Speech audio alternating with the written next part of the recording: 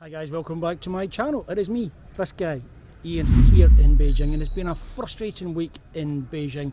And when I explain the week to you, I will also highlight some of the frustrations that you can experience if you ever do decide to move to China and live here. Now, a footnote, I might fall into a negative side of life in this vlog, but no matter where you are in life or where you are living in the world, you can always have a crappy week.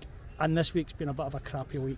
The second thing to note is even if it has been a week to forget, I can honestly say that living in China is still an amazing experience and I wholeheartedly recommend it. So if you do decide to come here, then just please go for it. It is a brilliant place to be with great food, unbelievable infrastructure, amazing, warm, welcoming people, innovation like you have never seen before. And on top of all that is super safe, easy to get around, and there is always moments that just make me laugh even to this day because I see some beautifully wacky stuff in my local community. And look at this, just beautiful.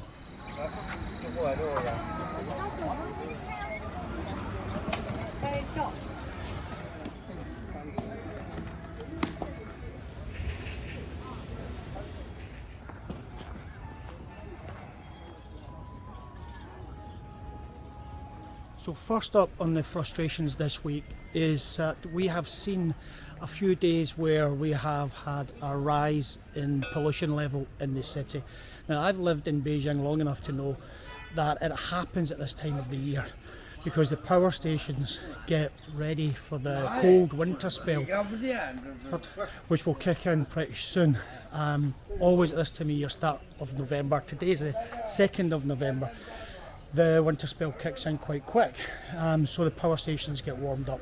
It is frustration for me because I can see how the media in the West makes the most of this and then paints the starkest of pictures. The daytime skies are like nighttime and so on and so on. The truth of the matter is that there is an autumn weather and the air is moist and foggy, kind of like what I would experience in Glasgow in Scotland, my hometown.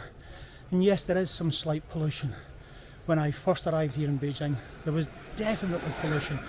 Now these days, it's just few and far between. And if you've seen my blog last week, you would have seen a beautiful blue sky Beijing. So it does get frustrating for me, and more so because China's actually at the forefront of the innovation to fight climate change. And incidentally, you should look up how much pollution the military complex and their wars produces. It is literally eye-watering.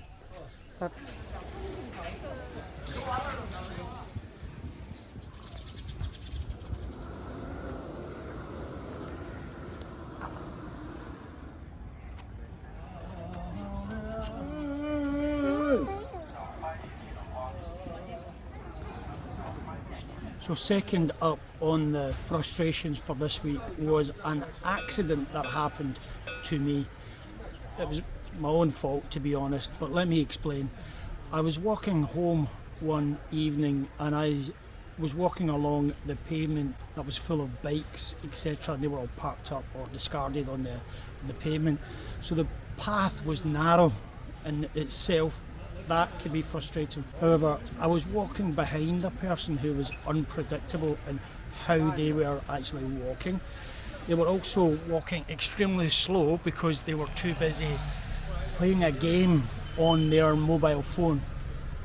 In my haste, I stepped out to get past him and my elbow was whacked by a passing, silent but deadly electric scooter. Now, if you had followed my channel, you would know that last year I broke my elbow, which was pretty painful.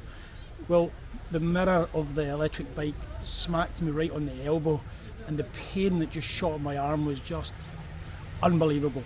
Luckily though, there was no damage, but a couple of things to note from this which can frustrate you if you do come to China. Be careful.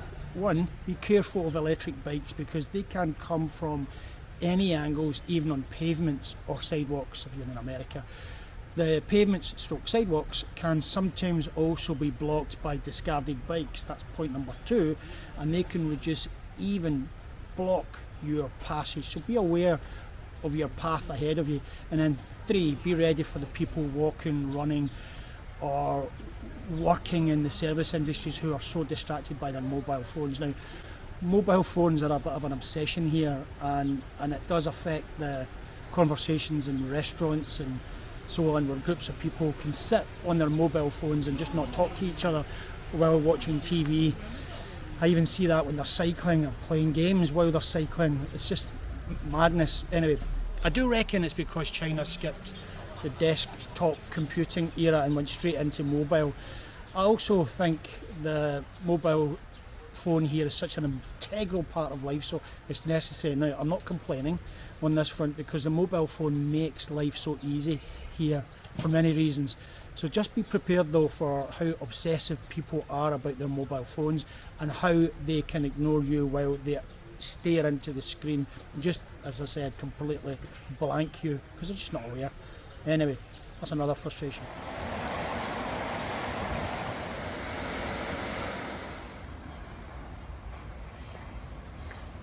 The great thing is that Beijing is now open for business, and I am seeing more and more foreigners from all walks of life, all nationalities around the city now, and that is brilliant to see. I really do think that's a great thing because it just means China is beginning to open back up for people and business. But there's always a but. With that comes the angry foreigner who just lose it for no particular reason.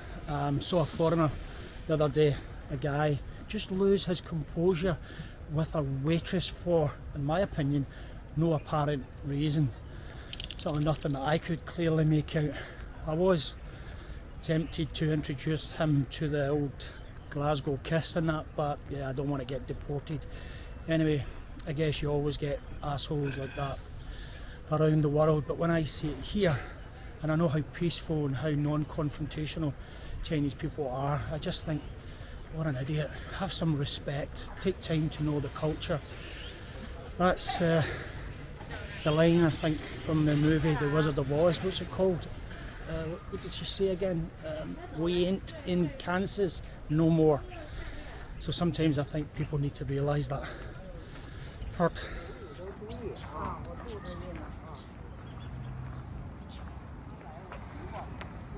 I was walking that path there and it was dark, so you couldn't really see me. Not that you want to see me.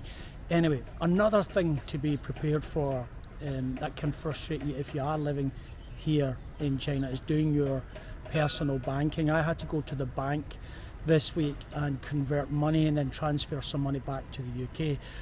To do that, you need a mountain of paperwork and a couple of hours of patient waiting. I actually went to the bank and then forgot that I had some documents I needed to take with me, so I had to go back home, then get the documents and take it back, even though they had photocopied the same document every single time that I'd been there on previous visits. They still needed to see the original, so that whole thing can really be frustrating. And anyway, a side note, just personal banking in China for a foreigner can be very frustrating. Some of the frustration in the bank was because of the language barrier, and that's always a factor here if you're a foreigner, and that's basically on me because my Chinese is bohao, not very good. There are mobile phone apps and other tools that can help you get by day to day, but the frustration this week linked to learning language and being able to communicate effectively was the really unfortunate death of Matthew Perry at the age of 54, which is actually younger than me. Matthew Perry is the actor that played Chandler Bing on Friends. What a sad loss. He was a great guy on that show. He was probably, in my opinion, the funniest. Cheese.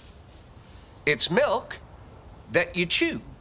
Whenever I see him being interviewed, he was always a funny and interesting guy. In China, Friends was huge, and so many people that I have met here in China have learned their English from watching the TV show Friends. So the outpouring of grief for Chandler Bing on the social media here in China was just huge. Thanks to Chandler Bing, for helping so many people in China learn English and for making us all laugh. Be a sad loss. He was well loved in China, and you won't hear that in the news, but he was. He'll be missed. Sad.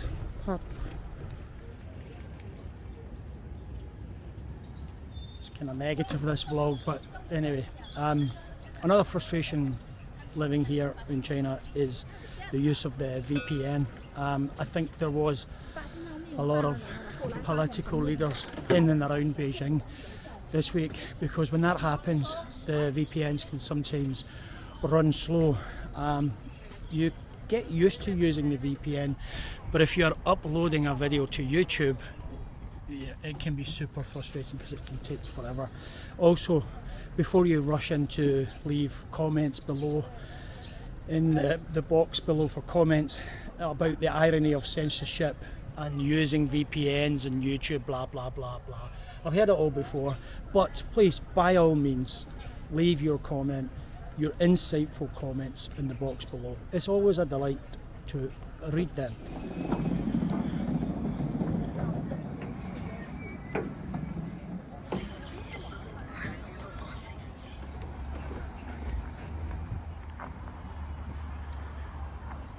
So on the subject of censorship, this book is actually very interesting. I read on Twitter, or X, or whatever it's called, I read on X that this book was actually banned in China. So I decided to order a copy. Sure enough, I ordered it.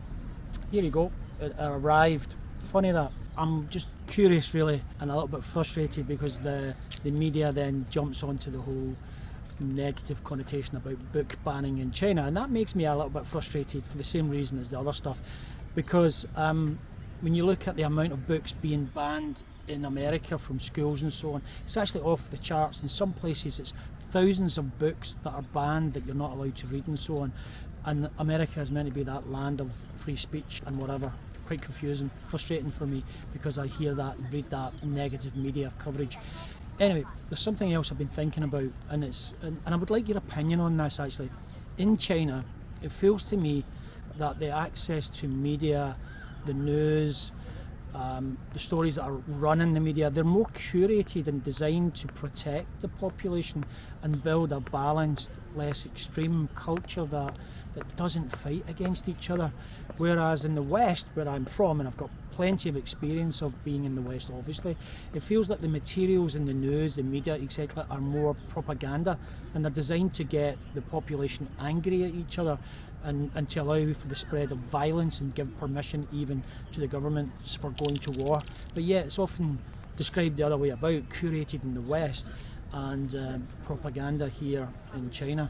And to be honest, I would be interested in your thoughts on this. So please, feel free to leave some comments below.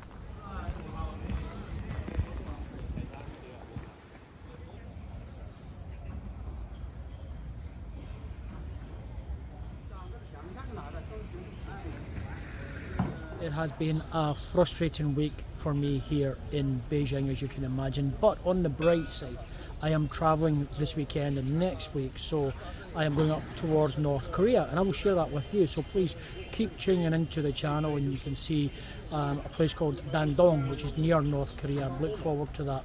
Oh, another bright spot is the Rolling Stones have got a new album out, and it is excellent, reminiscent for me of when music used to make an impact on politics, culture, and also when music had a purpose. Anyway, this is Ian here in Beijing, wishing you well. Please know that your frustrations, if you do have any, will pass, and there will always be better days. And as for me, I'm going to head for some food and have a quick beer. As always, look after yourself, your family, and your community. And please, peace out. Take care. Catch you soon. I've seen a lot of change, been through a lot of pain. Some things are not the same as they were a year ago, but all will be okay. I move on each and every day. The past is where it stays, way back a year ago.